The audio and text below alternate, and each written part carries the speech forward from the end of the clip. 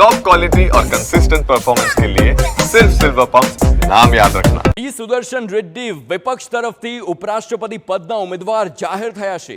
કોંગ્રેસ અધ્યક્ષ મલ્લિકાર્જુન ખડગે આ નામની જાહેરાત કરી। સુપ્રીમ કોર્ટના પૂર્વ જજ રહી ચૂક્યા છે સુદર્શન રેડ્ડી।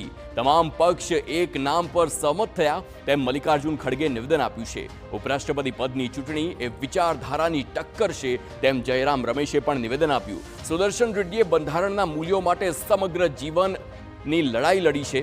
જયરામ રમેશે જણાવ્યું કે સુદર્શન રેડ્ડીએ બંધારણના મૂલ્યો માટે તેમનું સમગ્ર જીવન સમર્પિત કરી દીધું છે અને એટલે જ વિપક્ષના ઉમેદવાર તરીકે તેમની પસંદગી વિપક્ષ તરફથી કરવામાં આવી છે। उपराष्ट्रपति चुनाव एक विचारधारा का टक्कर है और क्योंकि सुदर्शन रेड्डी जी हमारे स्वाधीनता संग्राम और हमारे संविधान के मूल्यों को प्रतिबिंबित करते हैं, मूल्यों के लिए उन्होंने अपनी सारी जीवन लड़ाई लड़ी है, वो उम्मीदवार बने हैं और सारे विपक्ष पार्टियों ने सर्वसम्मति से इनका नाम चुना है।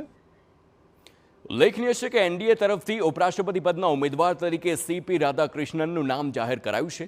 જે રીતે એનડીએ દ્વારા દક્ષિણ ભારતના પક્ષોને ધ્યાનમાં રાખી રાધાકૃષ્ણનના નામની પસંદગી કરાઈ છે, તેવી જ રીતે વિપક્ષે પણ સાઉથના રાજકારણને ધ્યાનમાં રાખ્યું અને તેલંગાણાના સુદર્શન રેડ્ડી પર પસંદગી ઉતારાઈ છે।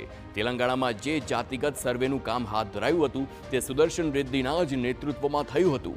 કોંગ્રેસ નેતા રાહુલ ગાંધી છેલ્લા ઘણા સમયથી જાતિગત વસ્તી ગણતરીનો મુદ્દો ઉઠાવી રહ્યા છે અને હવે સુદર્શન રેડ્ડીની પસંદગી દ્વારા તેઓ આ અભિયાનને વધુ ધારદાર બનાવવા માંગતા હોય તેમ લાગી રહ્યું છે।